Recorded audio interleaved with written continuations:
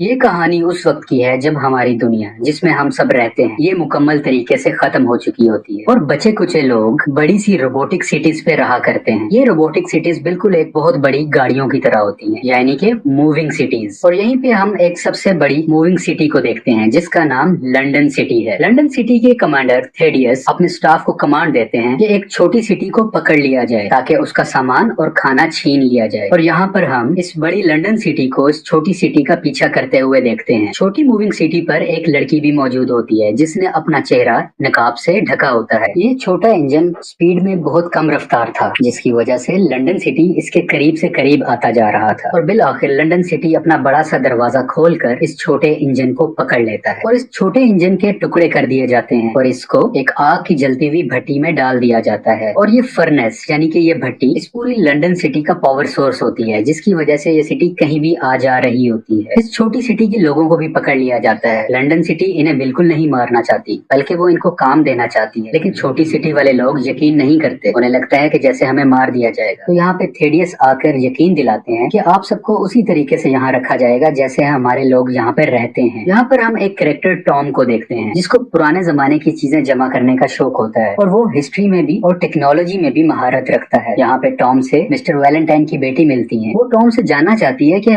हमारी दुनिया कैसे खत्म हुई थी, हम सब पहले जमीन पर रहते थे, ये सब चेंजेस कैसे आई। टॉम बताता है कि हमारी दुनिया मेड्यूसा की वजह से खत्म हुई जो कि एक क्वांटम वेपन था। इस क्वांटम वेपन की वजह से सिर्फ 60 मिनट्स में पूरी दुनिया तबाह हो गई थी और जो बचे कुचे लोग थे उन्होंने पुरानी तरह की जिंदगी छोड़कर ऐसे बड़े बड़े इंजन्स बना लिए जैसे कि हम लंदन सिटी में रहते हैं। और इसके अलावा अभी भी कुछ ऐसे लोग हैं जो पुराने तरीके से ही रह रहे हैं, जो इन मोर्टल इंजन्स के खिलाफ हैं। टॉम अपने पुराने सामान को देख रहा होता है। ये वही सामान होता है जो उस छोटी सिटी से लंदन सिटी ने हासिल किया होता है। वो अभी ये सब देख ही रहा होता है और थेडियस भी यहाँ पर आता है और टॉम को उसके काम के लिए शाबाश देता है। थेडियस टॉम से पूछता है कि तुम तो पायलट बनना चाहते थे, तुमने उसकी ट्रेनिंग भी ली थी, तो तुम ऐसी रिसर्च क्यों करने लग गए। टॉम बताता है कि बस हालात की वजह से मुझे अपने ड्रीम को छोड़ना पड़ा और ये काम करना पड़ा। और वो अपने इस काम में अब बहुत खुश भी है। अब हम उसी लड़की को देखते हैं जिसने मास्क पहना हुआ था। वो चाकू लेके थेडियस की तरफ बढ़ रही होती है ताकि वो उसको मार सके। टॉम इसको देख लेता है, वो उसको रोकने की कोशिश करता है लेकिन कामयाब नहीं हो पाता और वो मास्क वाली लड़की थेडियस को चाकू मार देती है। चाकू मारते ही लड़की कहती है ये सब मेरी माँ का बदला था। हेस्टर शॉ नाम सुनते ही थेडियस परेशानी से उस लड़की को देखता है। इस लड़की का नाम हेस्टर शॉ होता है। ये फिर से दोबारा थेडियस को मारने की कोशिश करती है लेकिन इतनी देर में टॉम पहुंच जाता है और उस लड़की को रोक लेता है और ये लड़की टॉम को धक्का देकर भागने लगती है। टॉम भी इसका पीछा करता है और थेडियस भी उस लड़की के पीछे चला जाता है। ये लड़की भागते हुए स्लिप होके एक जगह पर गिरने लगती है लेकिन टॉम उसी वक्त पहुंच के उसका हाथ पकड़ लेता है और उसे गिरने से बचाता है। और ये लड़की टॉम को बताती है कि हेस्टर वैसा नहीं है जैसा वो दिखता है, वो बहुत जालिम इंसान है, उसी ने मेरी माँ को भी कत्ल किया। और ये कहते ही वो अपना हाथ छुड़वाती है और उस बड़े से कुएं के अंदर गिर जाती है जहाँ से ये सारा गंद निकल के बाहर जा रहा होता है, यानी कि उस फर्नेस का वेस्ट मटेरियल इस जगह से निकलकर इंजन से बाहर जा रहा होता है। और ये लड़की भी वहीं से बाहर निकल जाती है और इतनी देर में थेडियस भी यहाँ पर पहुंच जाता है। टॉम घबराई हुई हालत में थेडियस को बताता है कि वो लड़की पता नहीं क्या बातें कर रही थी, वो आपको खूनी कह रही थी, कातिल कह रही थी। ये सुनकर थेडियस टॉम को उसी कुएं में यानी कि उसी ढलान टाइप कुएं में धक्का दे देता है और टॉम भी उस कुएं से घूमता हुआ बाहर जाके गिर जाता है। इतनी देर में थेडियस की बेटी आ जाती है और वो अपने वालिद से टॉम का पूछती है और थेडियस यहाँ पर एक्टिंग करते हुए कहता है कि टॉम और वो जो लड़की बाहर से आई थी वो दोनों आपस में लड़ रहे थे और लड़ाई के दरमियान दोनों इस कुएं में गिर गए, जिसका मुझे बहुत अफसोस है। वो एक अच्छा लड़का था। जाहिर है कि थेडियस यहाँ पर एक्टिंग कर रहा होता है और झूठ बोलता है। और उसी वक्त इस लड़की की नजर टॉम के एक दोस्त पर जाती है जो काफी डरा हुआ मालूम होता था। इसको शक होता है कि जैसे इसने कुछ देखा है, ये कुछ जानता है। अगले सीन में थेडियस एक हवाई जहाज को भेजता है ताकि वो कंफर्म कर सके कि वो लड़की और टॉम दोनों मर चुके हैं या जिंदा हैं। वो जहाज देखता है लेकिन उन्हें कुछ नहीं मिलता क्योंकि ये दोनों पहाड़ी चोटियों में छुपे होते हैं। एस्टर अपना चाकू निकालकर टॉम को धमकी देती है कि तुमने मुझे ना रोका होता तो मैं थेडियस को मार देती। एस्टर यहाँ से जाने लगती है लेकिन टॉम उसको रोकता है और उससे हेल्प मांगता है। वो कहता है कि मैंने अपनी पूरी जिंदगी लंदन सिटी में गुजारी है, मैं वापस जाना चाहता हूँ और उसका मैं ये पोल खोलना चाहता हूँ, उसकी ये हकीकत सब लोगों के सामने लाना चाहता हूँ। और ये बातें सुनकर हेस्टर भी मान जाती है। यहाँ पर हम थेडियस को देखते हैं जो अपने एक सीक्रेट एनर्जी प्रोजेक्ट पर काम कर रहा था और यहाँ पर ये एनर्जी सोर्स के लिए फ्यूजन सेल्स का इस्तेमाल इस्तेमाल करता है। ये पूरा सीक्रेट प्रोजेक्ट सब लोगों से छुप के हो रहा था। इवन के थेडियस के सीनियर ऑफिसर्स को भी नहीं पता था कि थेडियस ऐसा कुछ कर रहा है। और यहाँ पर सिक्योरिटी भी बहुत ज्यादा थी। थेडियस के अलावा यहाँ कोई दूसरा शख्स जा ही नहीं सकता था। लेकिन थेडियस को सिर्फ एक ही डर रहता था कि कहीं हेस्टर फिर से उसके प्रोजेक्ट में रुकावट ना बने। तो थेडियस के साथ काम करने वाली डॉक्टर उसको मशवरा देती है, तुम समंदर के दरमियान मौजूद जेल में एक कैदी से मिलो। वो मॉन्स्टर है, वो दरिंदा है और वो हर वक्त हेस्टर शॉ का नाम लेता रहता है। वो उसको मारना चाहता है। लॉर्ड थेडियस फौरन से जाकर उस मॉन्स्टर से मिलते हैं, जिसकी आंखें सब्ज कलर की होती हैं, जिसकी आंखें ग्रीन कलर में दहशत फैला रही होती हैं। थेडियस उस जेल पर हमला कर देता है और इसी हमले से वो मॉन्स्टर भी आजाद हो जाता है और हेस्टर को मारने के लिए उसकी तलाश में चला जाता है। हेस्टर और टॉम बहुत पुरानी ब्रेड खा रहे होते हैं क्योंकि इनके पास और कोई खाना मौजूद नहीं होता। तो खाना खाकर ये दोनों सो जाते हैं। कुछ बड़े मोटर इंजन की आवाज से हेस्टर की आंख खुल जाती है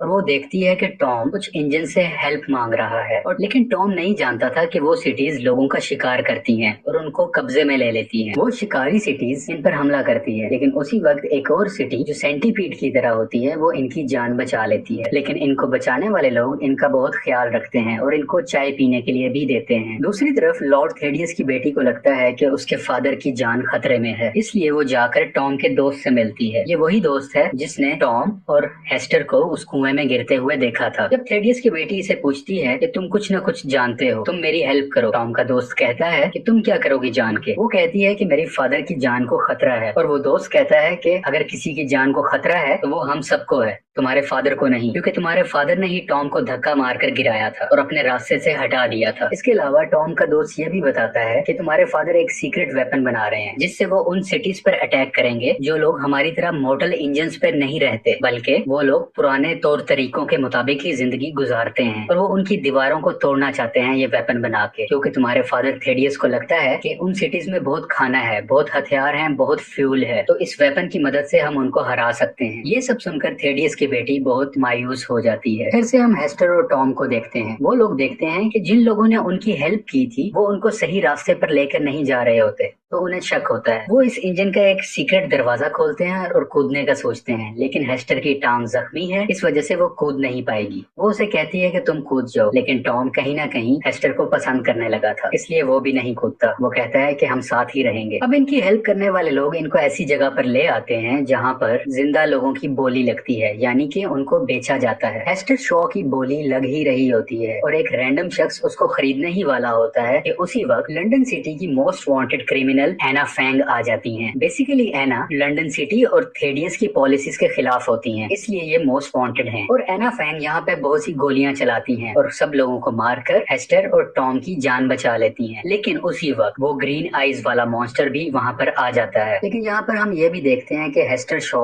उस मॉन्स्टर को बहुत अच्छे तरीके से जानती है, लेकिन अभी तक ये रिवील नहीं होता कि कैसे। और काफी मुश्किल के बाद एना फैंग इन दोनों को उस मॉन्स्टर से भी बचा लेती है और अपने जहाज में बैठ के आगे चल पड़ती है। अपने जहाज के सफर में एना हेस्टर से पूछती है कि तुम उस मॉन्स्टर को कैसे जानती हो और वो तुम्हें मारना क्यों चाहता है। हेस्टर बताती है कि इसी मॉन्स्टर जिसको मैं स्राइक कहती हूँ, इसी ने मुझे पाला, बड़ा किया, मेरा ख्याल रखा। मेरी माँ को जब थेडियस ने मार दिया था तो मेरा कोई सहारा नहीं था और मैं इसी ग्रीन मॉन्स्टर को मिली। इसने मुझे पाला, बड़ा किया, मेरा ख्याल रखा, मुझे खाना खिलाया, लेकिन मैं फिर भी काफी उदास रहती थी। और मेरी उदासी को देखते हुए मॉन्स्टर ने मुझसे वादा किया कि मैं तुम्हें भी अपनी तरह बना दूंगा ताकि तुम्हें कोई बुरी यादें ना आए, तुम्हें कोई दुख ना रहे, और तुम मेरे साथ वादा करो कि तुम मेरी तरह मॉन्स्टर बनोगी ताकि हमेशा से जिंदा रह सको। वो उसे वादा भी कर लेती है, लेकिन उसे जब कुछ दिन पहले पता चला होता है कि थेडियस वैलेंटाइन जिंदा है और वो कहाँ पर है, तो वो उसे मारने का इरादा करके उस मॉन्स्टर के पास से भाग जाती है। और यही वजह थी कि हेस्टर मॉन्स्टर के पास से भाग चुकी थी और उसने अपना वादा तोड़ा था, क्योंकि वादा ये था कि वो उस जैसी मॉन्स्टर बनेगी, लेकिन वो भाग चुकी होती है। और इसी वजह से उस मॉन्स्टर को गुस्सा आता है और वो हेस्टर को जान से मार देना चाहता है। फिर से हम लंदन सिटी को देखते हैं, जो कि अपनी डिसाइडेड डायरेक्शंस की बजाय किसी और ही डायरेक्शन की तरफ जा रही थी। जब थेडियस के सीनियर ऑफिसर को ये पता चलता है तो वो उस चर्च में उससे मिलने आता है और कहता कहता है कि मेरी मर्जी के अलावा तुम ये कैसे कर सकते हो। थेडियस का सीनियर ऑफिसर देखता है कि थेडियस एक बहुत बड़े सीक्रेट प्रोजेक्ट पर काम कर रहा है और ये कुछ और नहीं बल्कि वही मेड्यूसा प्रोजेक्ट है। इसी प्रोजेक्ट की वजह से आज से बहुत सालों पहले हमारी दुनिया भी तबाह हो चुकी थी और अब थेडियस वही वेपन दोबारा बना चुका होता है। इससे पहले कि सीनियर ऑफिसर थेडियस को रोकता, थेडियस उसको गोली मार देता है और ये सब होता थेडियस की बेटी और टॉम का दोस्त भी देख रहे थे, यानी कि थेडियस की बेटी को अपने फादर की सच्चाई का पता चल चुका है। दूसरी तरफ एना फैंग अपने हवाई अड्डे पे पहुंच जाते हैं और अपने जहाज को यहाँ पर लैंड कर देते हैं और वो अपने साथियों से मिलती है और टॉम और हेस्टर को भी उनसे मिलवाती है। इनको पता चलता है कि लंदन सिटी हमारी तरफ बहुत ज्यादा स्पीड से बढ़ रही है, वो हम पर अटैक करना चाहती है और एना फैंग बताती हैं कि थेडियस के पास अब मेड्यूसा सिस्टम है। उसको रोकने का एक ही तरीका है कि उस सिस्टम को क्रैश किया जाए, जिसका अभी तक इनको कोई हल नहीं मिल रहा होता। हेस्टर शॉ अपने पास्ट को याद करते हुए बताती है कि उसकी मदर और थेडियस बहुत अच्छे दोस्त थे, दोनों बहुत प्रोफेशनल साइंटिस्ट थे। लेकिन जब उसकी मदर ने मेड्यूसा को कंट्रोल करने वाली मशीन इजाद की तो उसको देखकर थेडियस के अंदर लालच आ गई और थेडियस ने उसकी माँ को मार दिया ताकि वो उस मशीन को हासिल कर दे और मेड्यूसा को कंट्रोल करने वाली पावर उसके पास आ जाए। अब सिर्फ यही हल है कि वो क्रैश ड्राइव मिले जिससे वो सिस्टम क्रैश कर सके, लेकिन अब तक वो ड्राइव कहाँ है किसी को कुछ पता नहीं होता। ये सब इस मुसीबत में होते हैं और उसी वक्त एक और मुसीबत यानी कि वो मॉन्स्टर भी आ जाता है और इस एयरपोर्ट को मुकम्मल तरीके से तबाह कर देता है। सब सोल्जर्स मॉन्स्टर को मारने की कोशिश करते हैं लेकिन इस पर कुछ असर नहीं होता और ये मॉन्स्टर टॉम को भी पकड़ लेता है। टॉम को मारने ही वाला होता है कि टॉम को मत मारो, मैं इसे प्यार करती हूँ। जब ये मॉन्स्टर उसकी आंखों में आंसू देखता है, उसको उदास देखता है, तो वो टॉम को छोड़ देता है क्योंकि मॉन्स्टर कभी भी नहीं चाहता था कि मेरे किसी भी काम की वजह से हेस्टर को उदास होना पड़े, उसे रोना पड़े। और अब हम देखते हैं कि यही मॉन्स्टर डैमेज होने लगता है यानी कि तबाह होने लगता है और मरने से पहले वो हेस्टर को एक लॉकेट देता है। वो उसे बताता है कि जब तुम मुझे मिली थी तो ये लॉकेट तुम्हारी गर्दन में था और इसको मैंने संभाल के रखा था। वो उसको वो लॉकेट दे देता है और ये सब लोग अपने हवाई जहाज में बैठ के उस एयरपोर्ट से निकल जाते हैं और वो मॉन्स्टर वहीं पर मर जाता है और पूरा का पूरा एयरपोर्ट भी तबाह हो जाता है और वो सैंगहू में पहुंच जाते हैं, यानी कि वही सिटी जहाँ पे लोग पुराने तौर तरीके के मुताबिक ही जिंदगी गुजार रहे होते हैं। अब हम फिर से थेडियस को देखते हैं जो अपने लोगों में अनाउंसमेंट करता है कि हम सैंगहू की वॉल को गिरा देंगे। बेसिकली सैंगहू की वॉल बहुत मजबूत थी जो आज से पहले कोई नहीं गिरा सका था, लेकिन थेडियस बताता है कि अब हमारे पास वो वेपन है जिससे कोई भी जंग जीती जा सकती है और अब हम उस वॉल को गिरा देंगे और अब हम सैंगहू पर भी कब्जा कर लेंगे। हमें खाना मिलेगा, हमें फूड मिलेगी, हमें फ्यूल, हमें रहने की जगह और भी बहुत कुछ। सब लोग बहुत खुश हो जाते हैं। एना अपने सीनियर ऑफिसर गवर्नर से ये इजाजत मांगती है कि हमें पहले लंदन सिटी पर अटैक कर देना चाहिए क्योंकि अगर हमने पहले अटैक नहीं किया तो थेडियस मेडुसा की मदद से हमारी सिटी को तबाह कर देगा और गवर्नर इजाजत दे देते हैं और इसके बाद सैंगहू की एयरफोर्स और आर्मी हमले के लिए बिल्कुल तैयार हो जाती है। हेस्टर अपने लॉकेट को देख रही होती है जो उसकी माँ ने उसे दिया था। वो उसको देखती है, एकदम वो उसको खोल लेती है और वो अंदर देखती है कि इसके अंदर तो वही क्रैश ड्राइव है जो मेडुसा को क्रैश करने में उनकी हेल्प कर सकती है। वो इस बात की मालूमात टॉम को देती है। दूसरी तरफ थेडियस इनके करीब पहुंच जाता है और वो मेडुसा से इन पर अटैक कर देता है। इस अटैक की वजह से इनकी पूरी की पूरी वॉल डैमेज हो जाती है और जितने भी प्लेन्स इस वॉल के ऊपर खड़े थे वो भी सब के सब तबाह हो जाते हैं और ये दोनों इस क्रैश ड्राइव का एना फैंग को भी बता देते हैं। अब ये सब मिलकर लंदन सिटी की तरफ अटैक करते हैं। रास्ते में जाते हुए इनके बहुत से सोल्जर्स मारे जाते हैं, बहुत से जहाज तबाह हो जाते हैं, लेकिन फिर आखिर कुछ लोग लंदन सिटी में पहुंच ही जाते हैं। यहाँ पर एना और थेडियस की आपस में फाइट हो रही होती है जिससे उसका ध्यान बढ़ जाता है और इस चीज को देखते हुए हेस्टर उसी चर्च में आ जाती है जहाँ पे मेडुसा दोबारा से रिचार्ज हो रहा था क्योंकि उसे एक बार दोबारा से हमला करना था। और काफी मुश्किल के बाद हेस्टर उस वेपन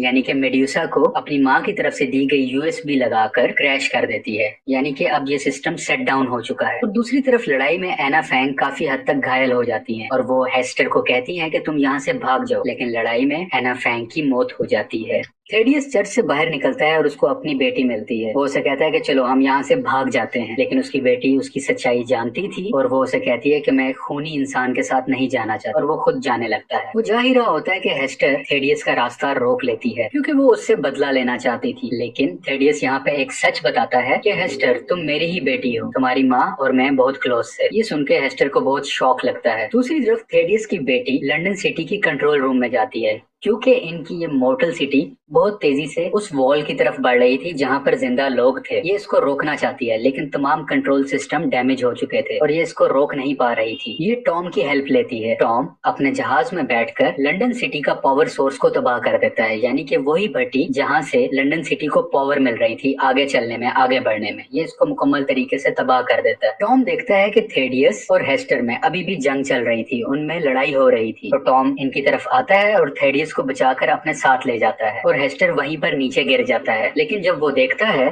कि जहां पर वो गिरा होता है लंदन सिटी बिल्कुल उसी की तरफ आ रही होती है, वो उसको देख के अपनी आंखें बंद कर लेता है और लंदन सिटी उसके ऊपर से गुजर जाती है और यहाँ पर थेडियस की भी मौत हो जाती है और उसके साथ ही शहर भी रुक जाता है, यानी कि अब वो आगे मूव नहीं करता। लंदन सिटी के बचने वाले लोग सैंगहू सिटी से शेल्टर मांगते हैं और सैंगहू सिटी के गवर्नर उनको वेलकम करते हैं और दूसरी तरफ टॉम और हेस्टर दोनों एक दूसरे से गले मिलते हैं और उसके बाद वो अपने जहाज पर बैठकर सैर करने के लिए निकल जाते हैं और बहुत घूमते हैं, एंजॉय करता है और यहीं पर मूवी की स्टोरी खत्म हो जाती है।